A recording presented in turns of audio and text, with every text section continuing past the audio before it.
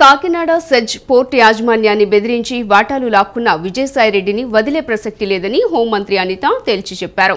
దోపిడీ బయటకొస్తుందనే భయంతోనే సీఎం చంద్రబాబుపై నోటికొచ్చినట్లు మాట్లాడితే సహించబోమని హెచ్చరించారు. విజయవాడ జిల్లా జైలును సందర్శించిన హోంమంత్రి అక్కడ పరిస్థితులు సదుపాయాలపైన ఆరా తీశారు. జైళ్లలో ఖైదీలందరి పట్ల ఒకేలా వ్యవహరించాలని, నిబంధనలు తప్పితే చర్యలు తీసుకుంటామని ప్రకటించారు.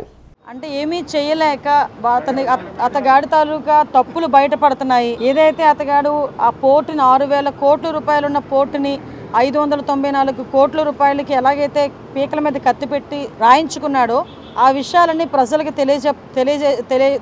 తెలియజేయడం అయింది.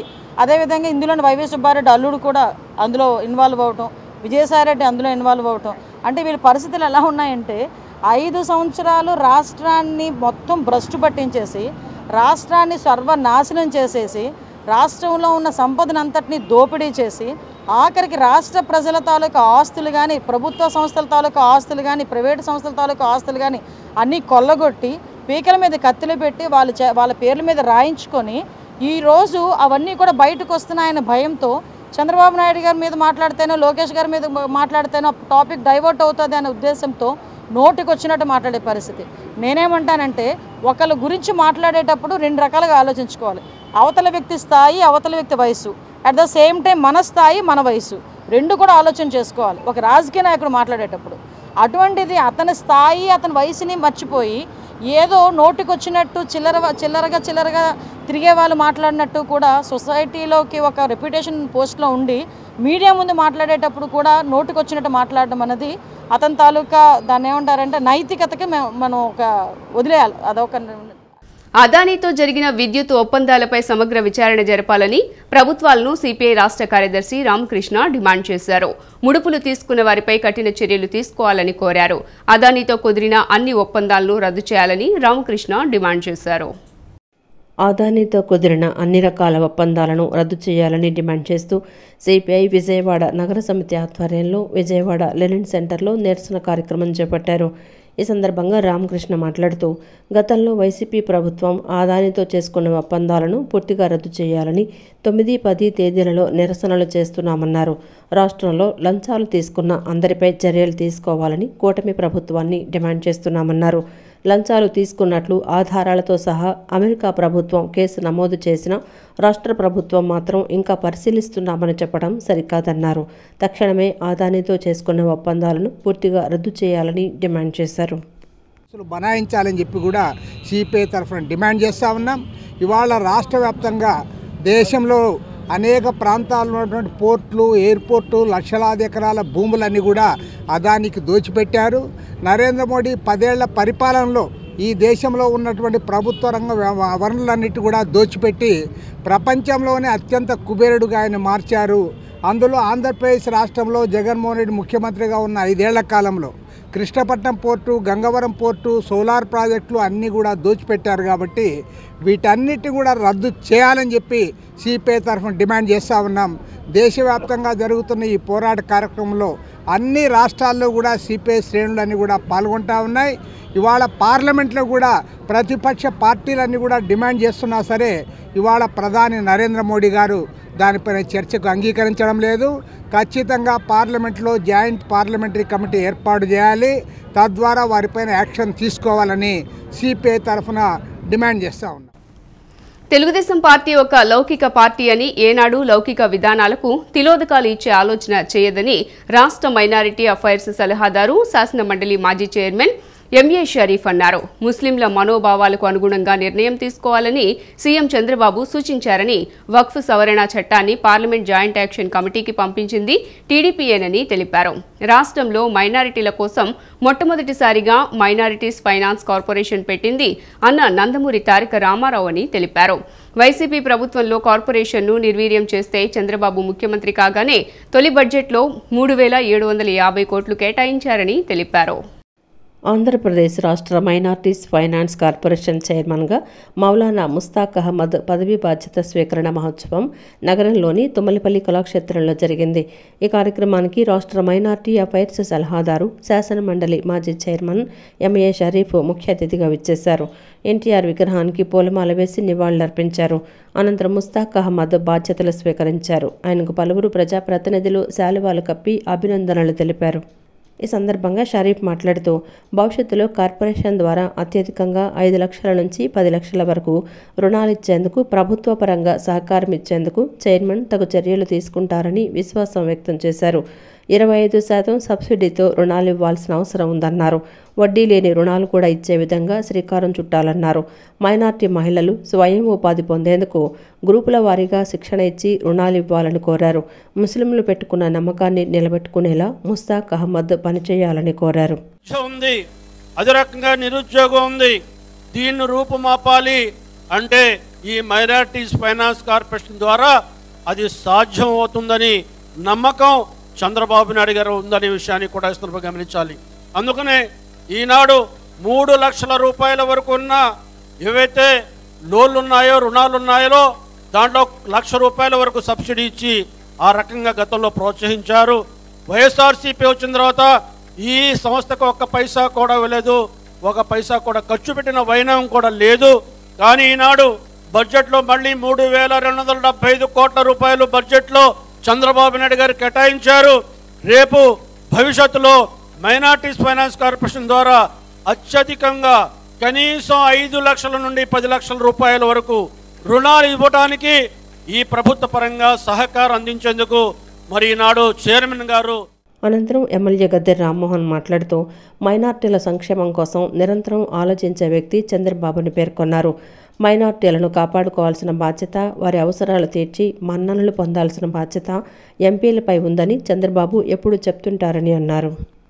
సంక్షేమం కోసం నిరంతరం ఆలోచన చేసే వ్యక్తి నారా చంద్రబాబు నాయుడు. 1999 సంవత్సరంలో నేను మొట్టమొదటిగా పార్లమెంట్ సభ్యుడిగా ఎన్నికైనప్పుడు మాకు మొట్టమొదట జరిగే సమావేశాల్లో ఆయన మాకు బోధించడం జరిగింది. పార్లమెంట్ సభ్యులు మనం మైనార్టీస్ ని కాపాడుకోవాల్సిన బాధ్యత మన ఆంధ్ర రాష్ట్రంలో మనందరి మీద ఉంది. వాళ్ళ అవసరాలని తీర్చి వాళ్ళ మన్ననలు పొందాల్సిన అవసరం కూడా మీ మీద ఉందని చెప్పి మా పార్లమెంట్ సభ్యులు 29 మంది పార్లమెంట్ సభ్యులు మేము గెలవడం జరిగింది ఉమ్మడి ఆంధ్ర రాష్ట్రం. ఆయన చెప్పారు ఎంతో విపులంగా ఏ విధంగా వాళ్ళకి సర్వీస్ చేయొచ్చు, వాళ్ళ అవసరాలను ఏ విధంగా సమకూర్చవచ్చు అని చెప్పి మాకు చెప్పి. ఎందుకంటే మైనార్టీస్ మీద ఉన్న చిత్తశుద్ధి నారా చంద్రబాబు నాయుడు గారి పర్సనల్ గా ఆయన యొక్క ఉపన్యాసాలైన వ్యక్తి పర్సనల్ గా మాకు చెప్పిన మాటలు మీకు చెప్పాల్సిన అవసరం ఉంది. ఎప్పుడు కూడా ఏ రోజున కూడా కేంద్రంలో అలయన్స్ ఏ పార్టీతో ఉన్నా, బీజేపీతో ఉన్నా, బట్ మన ఆంధ్ర రాష్ట్రంలో మైనారిటీస్ కి చేరువుగా వాళ్ళకి ఎంత వీలైతే అంత సర్వీస్ చేయాలా, ఎంత అవసరాలుంటే అంత సమకూర్చాలని చెప్పి.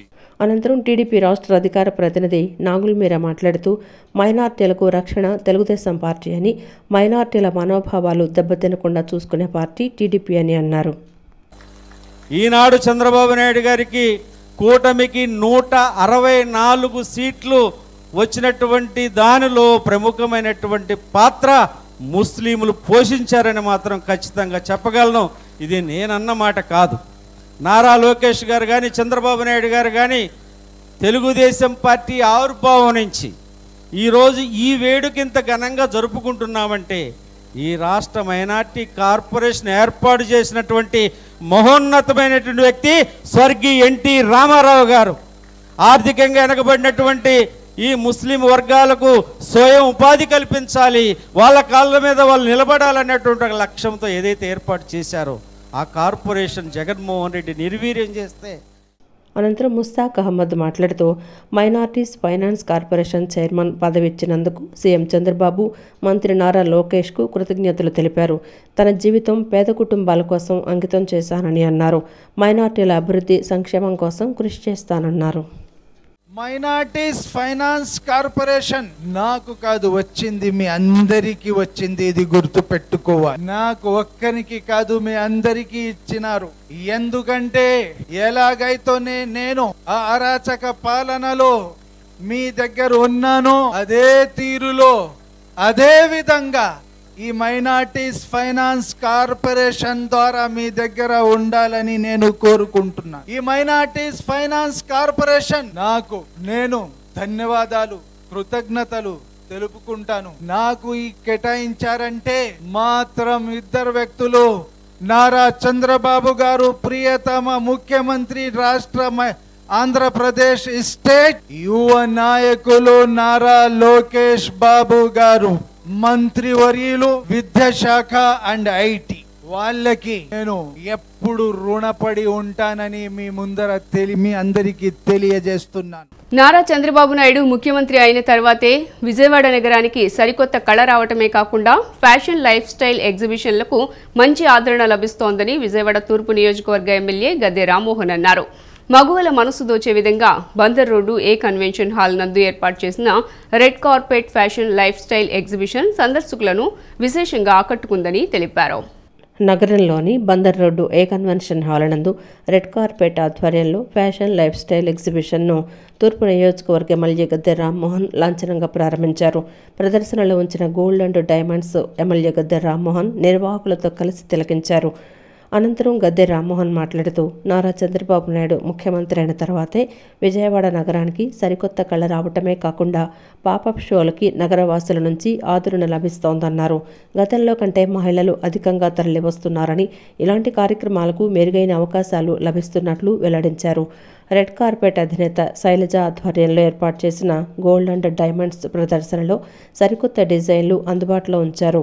Ethnics, Indian heritage, diamond jewellery, mine, uncut diamond లాంటి వెరైటీ బంగారు వజ్రాభరణాలు ప్రదర్శనలో ఉంచారు. ప్రతి ఒక్క ఆభరణం విభిన్నమైన ప్రత్యేకత కలిగి ఉండేలా ఆభరణాలు వివిధ ప్రాంతాల నుంచి తీసుకొచ్చి విజయవాడ నగరవాసుల కోసం అందుబాటులో ఉంచామని రెడ్ కార్పెట్ నిర్వాహకులు శైలజ తెలిపారు. ఏరియాలో పెట్టడం వలన స్థానికులందరికీ కూడా ఉపయోగం. ఈ ప్రభుత్వం నారా చంద్రబాబు నాయుడు గారు ముఖ్యమంత్రి అయిన తర్వాత మరలా ఈ అవకాశాలు ఉన్నాయి. చాలా మెరుగైన అవకాశాలు అందరికీ వస్తున్నాయి అన్ని విధానాలను. అక్కడ రియల్ ఎస్టేట్ కావచ్చు, బిల్డింగ్ కన్స్ట్రక్షన్ కావచ్చు, అదేవిధంగా పర్చేసింగ్ కెపాసిటీ పెరిగి ఇక్కడ ఈ విధంగా ఈ డైమండ్స్ ఇటు కూడా మంచి సేల్స్ వస్తాయని, దాంతో ఈ కాన్సెప్ట్ని ఈ ఎగ్జిబిషన్ కాన్సెప్ట్ అనేది ఏంటంటే 2-3 రోజులు 4 రోజులు ఉండి అందరూ కూడా వచ్చి వాళ్ళకి అవసరాన్ని బట్టి అది పర్చేజ్ చేసే విధానం. ఈ విధానం ద్వారా కొంచెం ఇక వరల్డ్ క్లాస్ సుహాస్ లాంటి జ్యువెలర్స్ లాంటివి కూడా రావటం, దాని నిండా కూడా రష్గా ఉండటం, ఇదంతా కూడా ఎగ్జిబిషన్ కాన్సెప్ట్ని అందిపుచ్చుకుని శైలజ గారు చేశారు. వారికి మనస్ఫూర్తిగా నేను అభినందన తెలియజేస్తా ఉన్నాను. ఇలాంటివి మరిన్ని వచ్చి అందరికి అందుబాటులోకి రావాలని మనస్ఫూర్తిగా కోరుతున్నాను. అండి ద రెడ్ కార్పెట్ ఎగ్జిబిషన్ మన ఆంధ్ర మొత్తం మీద అన్ని ప్లేసెస్లో మేము ఎగ్జిబిషన్స్ ఆర్గనైజ్ చేస్తున్నాము. అండ్ విజయవాడలో ఈ December 9th and 10th with lots of gold and diamond jewellers and క్లోతింగ్లో టాప్ బ్రాండ్స్లో తీసుకున్నామండి. It's a very fantastic exhibition. Vijayawada మహిళా మండలి కోసం ప్రత్యేకంగా ఏర్పాటు చేసిన ఎగ్జిబిషన్ అండి. మీరందరూ విచ్చేసి మీకు కావాల్సినవన్నీ పెళ్ళిళ్ళకి వీటికి షాపింగ్ చేసుకోవచ్చు. Thank you so much. Budameru వరద వచ్చి 100 రోజులు పూర్తి చేసుకున్నా ఇంకా కొంతమంది వరద బాధితులకు నష్టపరిహారం అందకపోవటం బాధాకరమని సిపిఎం రాష్ట్ర కార్యదర్శి సిహెచ్ బాబురావు అన్నారు. బుడమేరు వరద బాధితులకు ఇప్పటి వరకు కూటమి ప్రభుత్వం అరకొర సాయం మాత్రమే అందించిందని విమర్శలు గుప్పించారు. బుడమేరు వరద బాధితులకు నష్టపరిహారం అందించాలని కోరుతూ సింగనగర్ పైపుల్ రోడ్డు వద్ద సిపిఎం పార్టీ ఆధ్వర్యంలో ధర్నా కార్యక్రమం నిర్వహించడం జరిగింది. ఈ సందర్భంగా సిపిఎం రాష్ట్ర కార్యదర్శి సిహెచ్ బాబురావు పాల్గొని మాట్లాడారు. బుడమేరు వరద వచ్చి 100 రోజులు పూర్తయిందని, అయినా బుడమేరు వరద బాధితులకు పూర్తి సహాయం అందలేదని ఆవేదన వ్యక్తం చేశారు. వరదల కారణంగా అనేక మంది జీవనం అస్తవ్యస్తంగా తయారైందని, ప్రతి ఒక్కరికి న్యాయం జరిగేలా చూస్తామని కూటమి ప్రభుత్వం హామీ ఇచ్చిందని గుర్తు చేశారు. కానీ వరద వచ్చి 100 రోజులు పూర్తయినా ప్రభుత్వం పూర్తి సహాయాన్ని అందించకపోవటం ఏమిటని ప్రశ్నించారు. వరద సహాయార్థం వచ్చిన కోట్లాది రూపాయలు ఏమయ్యాయని నిలదీశారు. వరద బాధితులకు వెంటనే పూర్తి సహాయం అందించాలని, లేని పక్షంలో సిపిఎం పార్టీ ఆధ్వర్యంలో తీవ్ర ఆందోళన చేపడతామని హెచ్చరించారు. వరద ముంపు నివారణ చర్యలు తీసుకోరు. అమరావతిలో వరద రాకుండా 1000 కోట్లు ఖర్చు పెడతామన్నారు. టెండర్లు పిలుస్తున్నారు, మంచిదే. బుడమేరుకి ఎందుకని పిలవరు? ఎందుకు జాగ్రత్త వహించరు? మునిగిపోయిన ప్రాంతం ఇదంతా, ఇక్కడ కూడా ఎందుకు చేయరు? అందుకే సిపిఎం పార్టీ ఆ రోజు వరద బాధితులకు భోజనాలు పెట్టి మేం చేయగలిగిన సహాయం చేశాం. వరద వచ్చినప్పటి నుంచి అందరికీ సహాయం కోసం పోరాడుతున్నాం. ఇప్పటికి ఎన్నోసార్లు చేశాం. మీరు నిజంగా మేము చెప్పేది తప్పైతే ఇంటింటి మీరే సర్వే చేయించండి. స్వతంత్రమైన సంస్థ సర్వే చేయించండి. లేదు బహిరంగ చర్చకి సిద్ధరండి, మేము చెప్తాం. విజయవాడలో ఉన్న ఎమ్మెల్యేలు ఎంపీలు, ఈ జిల్లాలో ఉన్న మంత్రులు ఎంపీలు ఎమ్మెల్యేలు ఏమైపోయారు? మేము ఎందుకు అడగాలి? జనం ఎందుకు అడగాలి? మీది బాధ్యత. మీ సొంత సంపాదన తప్ప మీరు వరద బాధ్యతను పట్టించుకోరా. అందుకే అందరికీ సహాయం అందే వరకు తప్పనిసరిగా ఈ ఆందోళన కొనసాగిస్తాం. ప్రభుత్వం, ముఖ్యమంత్రి గారు ఇప్పటికైనా స్పందించాలని మేము విజ్ఞప్తి చేస్తాం. విదేశాల్లో వైద్య విద్యను పూర్తి చేసిన వైద్య విద్యార్థులకు రిజిస్ట్రేషన్ పత్రాలు మంజూరు చేయాలని విజయవాడ ఎన్టీఆర్ హెల్త్ యూనివర్సిటీ వద్ద వైద్య విద్యార్థులు, విద్యార్థి సంఘాలు ఆందోళన చేపట్టారు. గత కొన్నేళ్లు మాతో ఆసుపత్రిలో పనిచేస్తున్న యూనివర్సిటీ పర్మనెంట్ రిజిస్ట్రేషన్ సర్టిఫికెట్లు ఇవ్వటం లేదని ఆవేదన వ్యక్తం చేస్తున్నారు. నగరంలోని ఎన్టీఆర్ యూనివర్సిటీ వద్ద విదేశాల్లో విద్యను పూర్తి చేసిన వైద్య విద్యార్థులు, విద్యార్థి సంఘాలు ఆందోళన చేపట్టారు.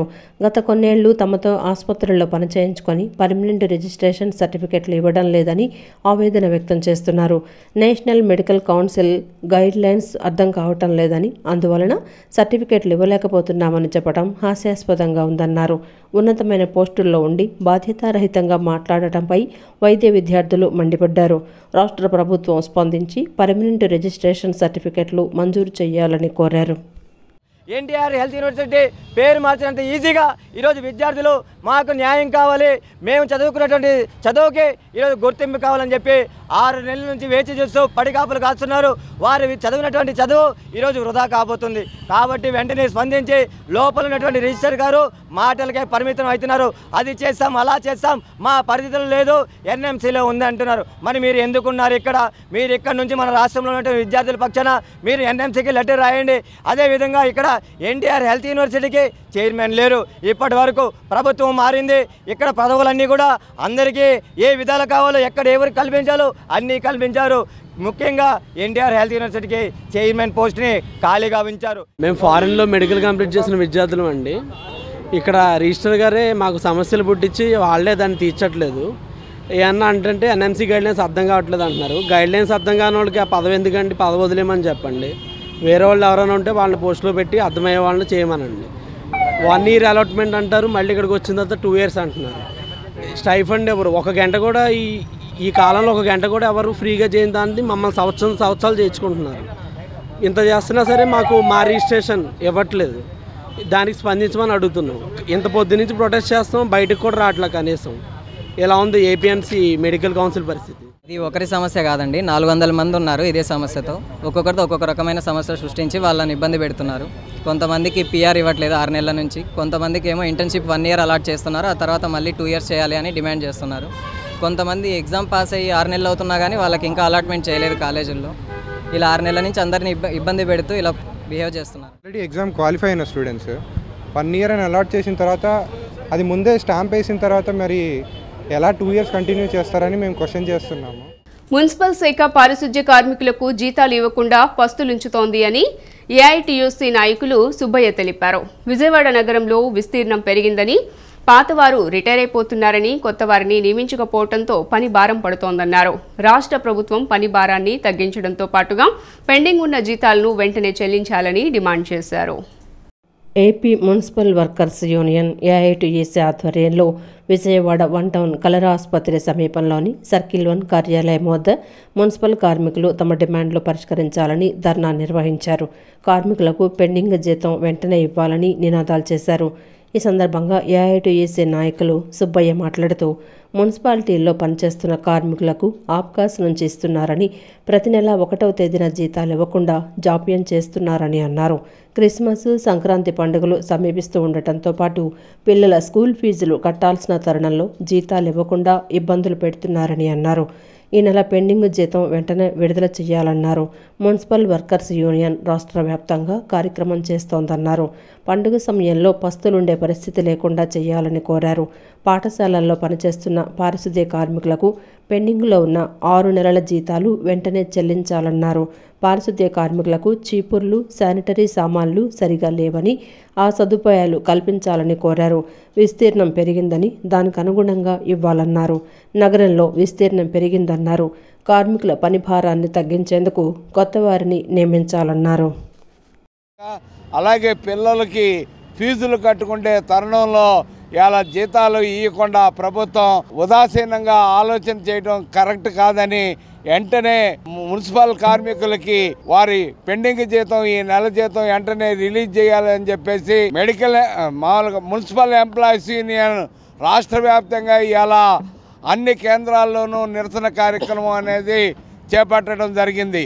ప్రభుత్వం వెంటనే ఈ పెండింగ్ జీతాన్ని ఈ నెల జీతాన్ని ఇవ్వటం ద్వారా కార్మికుల్ని ఈ కష్టాల నుంచి ఆదుకోవాలని, పండగ టైంలో వాళ్ళకి పస్తులుండే పరిస్థితి లేకుండా వాళ్ళ పిల్లలకి ఫీజులు కట్టుకోవడానికి అలాగే ఇంటి అద్దెలు కట్టుకోవడానికి చాలా ఇబ్బందులు పడుతున్నారు. ఈ తరుణంలో ఏంటంటే వారికి వెంటనే జీతాలు ఇవ్వాలని రాష్ట్ర వ్యాప్తంగా జరుగుతున్న ధర్నాల కార్యక్రమంలో భాగంగా విజయవాడలో కూడా మనం ఇక్కడ ఈ సెంటర్లో నిర్వహించడం జరుగుతుంది. విజయవాడ రింగ్ రోడ్డు నిర్వాసిత రైతులు, ఫ్లాట్ యజమానులు సమస్యలు పరిష్కరించాలని ఎన్టీఆర్ జిల్లా కలెక్టర్ కార్యాలయం వద్ద ఎన్టీఆర్ జిల్లా రైతు సంఘాల ప్రతినిధులు నిరసన తెలిపారు. రింగ్ రోడ్డు విస్తరణ పనులకు సంబంధించిన నష్టపరిహారం, హైటెన్షన్ విద్యుత్ లైన్ల విషయంలో కొన్ని రోజులుగా రైతులు ఆందోళన చేస్తున్నారని తెలిపారు. 40 ఎకరాల భూములకు సంబంధించి 20 మంది రైతులు, 150 ఫ్లాట్ యజమానులు ల్యాంకో విద్యుత్ హైటెన్షన్ టవర్లు ఎత్తు పెంచకుండా మరో లైన్ ఏర్పాటు చేయడం పట్ల రైతులు ఆందోళన చేస్తున్నారని తెలిపారు. గత కొన్ని రోజులుగా భూముల సమస్యలు పరిష్కారం కాక ఇబ్బందులు పడుతున్నారని తెలియజేశారు. మా భూముల్లో ప్రైవేటు వ్యక్తులు వచ్చి పనులు ఎందుకు చేస్తున్నారని రైతులు ప్రభుత్వాన్ని ప్రశ్నిస్తున్నారు. అధికారులు ప్రైవేటు వ్యక్తులకు కొమ్ము కాస్తున్నారని మండిపడ్డారు. ఎక్కడా ఒరిజినల్ చూపెట్టలేదు, అన్ని డూప్లికేట్లు, తప్పులు తడకతో ఉన్నటువంటి అలైన్మెంట్ తీసుకొచ్చి కలెక్టర్ గారి ముందు పెట్టారు. మేము రైతుల తరపున కూడా అలైన్మెంటు ఇది ఎందుకు మార్చారని స్పష్టంగా చెప్పిన తర్వాత కలెక్టర్ గారు కూడా దానికి సమాధానం చెప్పలేదు, అధికారులు సమాధానం చెప్పలేదు. కాబట్టి నేను కమిటీగా వేసి 4 రోజుల్లో ఈ కమిటీ అక్కడికి వచ్చి పరిశీలించి చూసిన తర్వాత అప్పుడు హైట్ పెంచాలా ఏం చేయాలనేది మాట్లాడిన తర్వాతనే అప్పుడు పనులు ప్రారంభిస్తాం అనేటటువంటి కలెక్టర్ గారు అందరి ముందు హామీ ఇచ్చారు. కానీ ఇచ్చినటువంటి హామీని కలెక్టర్ గారు తొంగలో దొక్కారు. ప్రైవేట్ కంపెనీకి ఎందుకు కడుతున్నారో తెలియదండి. ఇందుట్లోనేమో ప్లాట్ వాళ్ళు ఎక్కువ మంది ఉన్నారండి, ప్లాట్ వాళ్ళు ఎక్కువ ఉన్నారు, వాళ్ళందరినీ ఇబ్బంది పెడుతున్నారండి. 150 మంది 160 మంది దాకా ప్లాట్ వాళ్ళు ఉన్నారు, ఒక 15 మంది 20 మంది రైతులు ఉన్నారండి. మేము చెప్తున్నాం 3 స్తంభాల్లో వేసుకుంటే సరిపోద్దండి. ఇప్పుడు ఆ 3 స్తంభాలు కూడా నా దాంట్లో ఒకటి సిరిపరు సాంబయ్య గారు అని చెప్పి ఒక ఆయన, ఇంకో రెడ్డి గారు అంటే ఈ 3 స్తంభాలతో పరిష్కారం అయిపోద్దండి. మేము దానికి ఒప్పుకున్నాం, మా దాంట్లో వేసుకోండి, మిగతా 9 స్తంభాలు వదిలేసేయండి, వదిలేస్తే వాళ్ళందరన్నా బయటపడతారని నాకు చెప్తున్నామండి మేము. కానీ మా మొర ఆలకించే వాళ్ళు ఎవరో కనపట్టలేదండి. మరి ఇదన్నీ మీరు ఈ మీడియా దృష్టితో సీఎం గారి దాకా వెళ్ళొద్దామని అనుకుంటున్నామండి మేము. దయచేసి సీఎం గారి దృష్టికి తీసుకెళ్ళండి. కరెంటు స్తంభాలు పడతాయి, ఇవన్నీ ఆలోచించి తక్కువ రేటుతో అయిపోయేదాన్ని మరి కలెక్టర్లు, అట్లాగే మన పోలీసు వారు, అట్లాగే ల్యాంకో కంపెనీ వారు అందరూ ఏకమైపోయి రైతులను ఆగం చేసే పరిస్థితిలో ఉన్నారు. దీని అసలు నోటీసులు లేవు, అసలు కూర్చోబెట్టి మాట్లాడారు. కలెక్టర్ గారు మాట్లాడితే పరిశీలిద్దాం, కమిటీ వేద్దాం అన్నారు. ఇంతలోనే మరి ఏమైందో తెలియదు. కానీ పోలీసులు దగ్గరుండి పని చేపిస్తున్నారు. ఇది దారుణం అని నేను వెళ్తే అరెస్ట్ చేశారు. ఆ భూమిలోకి రావద్దన్నారు. ఇది చాలా దారుణంగా ఉంది. కాబట్టి ప్రభుత్వం, కేంద్రం, రాష్ట్ర గవర్నమెంట్ ఆలోచించి చంద్రబాబు నాయుడు గారి రైతులను పట్టించుకోవాలని మనస్ఫూర్తిగా కోరుకుంటున్నాను. జన్యు మార్పిడి విత్తనాలను భారతీయ కిసాన్ సంఘ్ వ్యతిరేకిస్తోందని అధ్యక్షులు ఉమ్మడి సహదేవ్ రెడ్డి తెలిపారు. దీనిపై గత 20 సంవత్సరాల నుంచి న్యాయస్థానంలో పోరాటం చేస్తున్నామన్నారు. దీనిపై సుప్రీంకోర్టు తీర్పు ఇచ్చిందని గుర్తు చేశారు. స్టేక్ హోల్డర్స్తో మాట్లాడి సమస్యను పరిష్కరించాలని ఆదేశించినా ఇప్పటి వరకు చర్చలు జరపలేదన్నారు. విజయవాడ ప్రెస్ క్లబ్లో మీడియాతో మాట్లాడిన ఆయన జన్యు మార్పిడి విత్తనాలను ఉపయోగిస్తే పంటల దిగుబడి తగ్గిపోయి రైతులు ఆర్థికంగా దెబ్బతింటారని చెప్పారు. ఈ విత్తనాల వల్ల వ్యాధులు వచ్చే అవకాశం ఉందని ఆందోళన వ్యక్తం చేశారు. ప్రభుత్వం ఈ విత్తనాలను బహిష్కరించాలని డిమాండ్ చేశారు. భారతదేశంలో ప్రవేశపెట్టబడుతున్నటువంటి జన్యు మార్పిడి విత్తనాన్ని వ్యతిరేకిస్తున్నాం. అందులో భాగంగా గత 20 సంవత్సరాల నుంచి జన్యు మార్పిడి విత్తనాలు మా భారతదేశంలోకి రాకూడదని పోరాటం చేయడం జరుగుతూ ఉంది. దీని మీద సుప్రీంకోర్టులో కూడా కేసులు నడిచాయి. సుప్రీంకోర్టు రీసెంట్గా ఒక జడ్జిమెంట్ ఇష్యూ చేసింది. స్టేక్ హోల్డర్స్తో మాట్లాడి 4 నెలల లోపల ఈ సమస్యను పరిష్కరించాలని చెప్పి ప్రభుత్వానికి ఆదేశాలు ఇవ్వడం జరిగింది. కానీ ప్రభుత్వం ఇంతవరకు స్టేక్ హోల్డర్స్ను ఎవరిని పిలవలేదు. అయితే ఇప్పుడు మేము ఏమంటున్నామంటే ఇమ్మీడియట్గా స్టేక్ హోల్డర్స్ మీటింగ్ పెట్టి ఈ జన్యు మార్పిడి విత్తనాలు నిషేధించాలని చెప్పి కోరుతున్నాము. ఎందుకంటే బీటీ విత్తనాలు గత 20 సంవత్సరాల కింద తీసుకొచ్చినప్పుడు పత్తి వల్ల చాలా నష్టాలు జరిగాయి. రైతులకే కాకుండా వినియోగదారులకు కూడా ఆరోగ్య సమస్యలు వచ్చాయి. ఆ పత్తి విత్తనాలతో వచ్చినటువంటి విత్తనాలు తినే పశువులు చనిపోయినాయి. అలాగే ఆ విత్తనం వల్ల తయారు చేసినటువంటి బట్టల వల్ల కూడా వ్యాధులు వచ్చేటువంటి సమస్య కూడా జరుగుతుందని చెప్పి గుర్తించడం జరిగింది.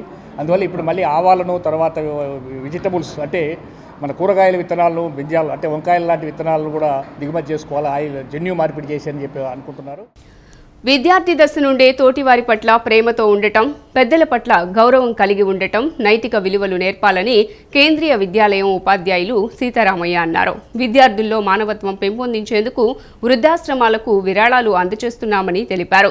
ఇలాంటి కార్యక్రమాల ద్వారా భవిష్యత్తులో భావితరాలు భావి భారత పౌరులుగా మారతారని అభిప్రాయపడ్డారు. అజిత్ సింగ్ నగర్ బాంబే కాలనీలో మాతృదేవోభవ సేవా సంస్థలో వృద్ధులకు కేంద్రీయ విద్యాలయం విద్యార్థులు దుప్పట్లు, పండ్లు, బియ్యం అందజేశారు. ఈ సందర్భంగా కేంద్రీయ విద్యాలయం ఉపాధ్యాయులు సీతారామయ్య మాట్లాడుతూ విద్యార్థుల్లో ఈ సమాజం పట్ల మంచి అవగాహన కల్పించేందుకు ఈ కార్యక్రమాన్ని ఏర్పాటు చేశామన్నారు. చిన్నారులు పెద్దల పట్ల ఏ విధంగా ఉండాలి, తోటి వారిని ఏ విధంగా ప్రేమతో మెలగాలి తదితర అంశాలను స్వయంగా తెలుసుకోవాలన్న మంచి ఉద్దేశంతో ఈ కార్యక్రమాన్ని చేపట్టామన్నారు. విద్యార్థులు సొంత నిధులతో ఈ వితరణ చేశారని అన్నారు. సమాజంలో విద్యార్థుల పాత్ర, భవిష్యత్తులో వారు నడుచుకోవాల్సిన పద్ధతులు తదితర అంశాలను విద్యార్థులు స్వయంగా తెలుసుకోవడానికి ఈ ప్రత్యేక కార్యక్రమాన్ని ఏర్పాటు చేశామన్నారు. నేటి సమాజంలో పిల్లలు తల్లిదండ్రులను జాగ్రత్తగా చూసుకోవాలని సూచించారు. అందరూ దయచేసి అనాథాశ్రమాల్లో విడిచిపెట్టరాదని అన్నారు. ఈ ప్రోగ్రాం పిఎంశ్రీ పథకం కింద జరుగుతుంది. పిల్లల్లో చదువుకుంటున్న పిల్లల్లో మానవత్వం పెంపొందించడానికి, తాత అవ్వ ప్రేమ ఎలా ఉంటుంది అనేది చెప్పడానికి, ఈ మానవిక మెకానికల్ ప్రయత్నాల్లో చదువు అనే ప్రయత్నంలో భాగంగా ఈ మానవత్వం కూడా పెంచడానికి ఈ ప్రోగ్రాం ఏర్పాటు చేయడం జరిగింది. అలాగే ఓల్డేజ్ హోములు, ఆర్ఫన్ సెంటర్స్ అన్నీ తిరిగి వాళ్ళకి చేతనైనంత సాయం వాళ్ళతో భావాలు తెలుసుకొని పిల్లలు భవిష్యత్తు తరంలో మంచి సిటిజన్స్గా తయారవడానికి. पीएमश्री केंद्रीय विद्यालय नंबर 1 विजयवाड़ा से हैं। हम अपने बच्चों को यहाँ पर आज लेकर आए हैं कुछ अच्छी संस्कार देने के लिए, उनको सिखाने के लिए कि कैसे हमें अपने मम्मी पापा के साथ व्यवहार करना चाहिए, क्योंकि वो सीखेंगे नहीं तो करेंगे कैसे। ये हमारा भविष्य है, इन्हीं के हाथ में हमारा बुढ़ापा है। इसलिए हम इनको सिखाने के लिए आए हैं, थोड़ी सी दया, थोड़ा सा प्रेम, कि कैसे हम अपने सीनियर सिटीजन के साथ व्यवहार करें. నేను ఫిజికల్ హ్యాండిక్యాప్టే, కానీ అవయము లోటు అనేది అది శరీరానికి సంబంధించిందండి, మనసుకు సంబంధించింది కాదు. నాకు చేయాలని సంకల్పం, పెద్దవాళ్ళకి మన వంతు సాయం సొసైటీకి చేయాలి. ఏం చేయగలను అనుకునేటప్పుడు పెద్దవాళ్ళు వృద్ధులకి సాయం చేస్తే మన తల్లిదండ్రులకు మనం చేసినంత పుణ్యం. అందుకే నేను ఈ మార్గాన్ని ఎంచుకున్నాను. నాకు తోచిన సాయం మా పెద్దవాళ్ళే నేను తల్లిదండ్రులా భావించి సేవ. ఫీజు రియంబర్స్మెంట్ను వెంటనే విడుదల చేయాలని, జీవో నెంబర్ 77ను రద్దు చేయాలని ఏఐఎస్ఎఫ్ నాయకులు డిమాండ్ చేశారు. అఖిల భారత విద్యార్థి సమైక్య ఎన్టీఆర్ సమితి ఆధ్వర్యంలో పెండింగ్లో ఉన్న ఫీజు రియంబర్స్మెంట్ను విడుదల చేయాలని, జీవో నెంబర్ 77ను రద్దు చేయాలని ఎన్టీఆర్ జిల్లా కలెక్టర్ కార్యాలయం ఎదుట నిరసన కార్యక్రమాన్ని నిర్వహించారు. ఈ సందర్భంగా వారు మాట్లాడుతూ అధికారంలోకి రాకమునుపు ఫీజు రియంబర్స్మెంట్ ఇస్తామని, జీవో నెంబర్ 77ను రద్దు చేస్తామని కూటమి ప్రభుత్వం హామీ ఇచ్చిందని గుర్తు చేశారు. ఇప్పుడు నిధుల కొరత పేరుతో జాప్యం చేయటం ఎంతవరకు సమంజసమని ప్రశ్నించారు. ఫీజు రియంబర్స్మెంట్ను వెంటనే విడుదల చేయాలని, జీవో నెంబర్ 77ను రద్దు చేయాలని ఎన్టీఆర్ జిల్లా కలెక్టర్ లక్ష్మీసకు వినతి పత్రాన్ని సమర్పించనున్నట్లు ఈ సందర్భంగా తెలియజేశారు. ఈరోజు ఏఐఎస్ఎఫ్ రాష్ట్ర సమితి పిలుపులో భాగంగా ఎన్టీఆర్ జిల్లా కలెక్టర్ ఆఫీస్ ముందర నిరసన కార్యక్రమం వ్యక్తం చేయడం జరిగింది. దీని ముఖ్య ఉద్దేశం ఏంటంటే రాష్ట్ర వ్యాప్తంగా కూడా పెండింగ్లో ఉన్నటువంటి ఫీజు రింబర్స్మెంట్ని 3480 కోట్లను వెంటనే విడుదల చేయాలని చెప్పి కూడా విద్యార్థుల పక్షాన ఏఐఎస్ఎఫ్గా మేము ఈ సందర్భంగా రాష్ట్ర ప్రభుత్వాన్ని డిమాండ్ చేస్తున్నాం. ఈరోజు రాష్ట్ర వ్యాప్తంగా కూడా విద్యను పూర్తి చేసుకున్నటువంటి విద్యార్థులు సర్టిఫికేట్లు కావాలంటే మీరు ఫీజులు కడితేనే మేము సర్టిఫికేట్లు ఇస్తామని చెప్పి ఈరోజు కళాశాల యాజమాన్యం ఆ విధంగా వాళ్ళని ఒత్తిడికి గురి చేస్తుంది. అదేవిధంగా ఈరోజు పరీక్షల దగ్గర వస్తున్నటువంటి విద్యార్థులకి మీరు పరీక్ష ఫీజు చెల్లించాలంటే ఖచ్చితంగా మీరు కళాశాల ఫీజులు చెల్లించాలి. అదేవిధంగా హాల్ టికెట్లు కావాలన్నా కూడా మీరు చెల్లించకపోతే మేము ఏవి కూడా అందించామని చెప్పి ఆ విధంగా విద్యార్థులను ఒత్తిడి చేస్తున్నటువంటి సందర్భంగా రాష్ట్ర వ్యాప్తంగా విద్యార్థులు ఎదుర్కొంటున్నారు. కాబట్టి వెంటనే వెంటనే రాష్ట్ర ప్రభుత్వం ఆలోచన చేసి విద్యార్థులకి పెండింగ్లో ఉన్నటువంటి ఫీజు రింబర్స్మెంట్ని వెంటనే విడుదల చేసి విద్యార్థులను ఆదుకోవాలని చెప్పి కూడా రాష్ట్ర ప్రభుత్వాన్ని ఈ సందర్భంగా మేము విద్యార్థుల పక్షాన డిమాండ్ చేస్తాం. కృష్ణా జిల్లా పోరంకిలోని ఓ ప్రైవేటు కళాశాలలో విద్యార్థి ఆత్మహత్య చేసుకున్న ఘటన వెలుగు చూసింది. నంద్యాల జిల్లా ఎల్కే తండాకి చెందిన జనావత్ పరశురాం నాయక్ అనే విద్యార్థి హాస్టల్ రూమ్లో ఫ్యాన్కి ఊరివేసుకుని ఆత్మహత్యకు పాల్పడ్డాడు. తోటి విద్యార్థులు తలుపు తీయగా విగతజీవిగా పడి ఉన్నాడు. పోలీసులకు సమాచారం ఇవ్వగా మృతదేహాన్ని విజయవాడ ప్రభుత్వ ఆసుపత్రికి తరలించారు. ఈ ఘటనపై పోలీసులు కేసు నమోదు చేసుకున్నారు. ఇది లాంగ్ టర్మ్ కోచింగ్ ఇచ్చే బ్రాంచ్. ఈ బ్రాంచ్లో నిన్న ఎగ్జామ్ అయిపోయిన తర్వాత పిల్లలకి మూవీ వేసామండి రిఫ్రెష్మెంట్ కోసం. మూవీ అయిపోయిన తర్వాత అందరు పిల్లలు పనుకొని నిద్రపోయారు. మేము మార్నింగ్ క్లాసెస్ కోసమని నియర్లీ 6 గంటలప్పుడు పిల్లల్ని లేపడానికి వెళ్ళినప్పుడు ఒక రూమ్లో ఒక స్టూడెంట్ హ్యాంగ్ చేసుకొని ఉన్నాడు. వెంటనే మేము అబ్జర్వ్ చేసి ఆ పక్కన ఉన్న స్టూడెంట్స్ని లేపినప్పుడు వాళ్ళు వెళ్ళి పిల్లవాడిని దించారు. సో ఏమన్నా ఛాన్సెస్ ఉన్నాయేమో అని హాస్పిటల్కి తీసుకెళ్ళామండి. గవర్నమెంట్ హాస్పిటల్కి తీసుకెళ్తే వాళ్ళు చనిపోయాడని చెప్పారండి. వెంటనే పోలీసులకి వాళ్ళ పేరెంట్స్కి ఇన్ఫార్మ్ చేశాను సార్. కారణం మాకు తెలిసిన కారణం ఏంటంటే సో రాత్రి 1:30 నుంచి 2:30 వరకు కంటిన్యూగా అబ్బాయి ఫోన్కి కాల్స్ వచ్చినాయి. మరలా ఈ అబ్బాయి 2:45 నుంచి 3:45 వరకు కంటిన్యూగా కాల్స్ చేశాడు. ఆ రికార్డ్ అంతా పోలీసులకు ఇచ్చామండి. సో మేబీ అలాంటిది అది మనకు తెలియదు. పోలీసులు ఎంక్వైరీ చేసి అది ఏంటి అనేది చెప్పాలి. సిటీ న్యూస్ ఇంతటితో సమాప్తం. తిరిగి వార్తల్లో మళ్ళీ కలుద్దాం. అంతవరకు సెలవు. నమస్కారం.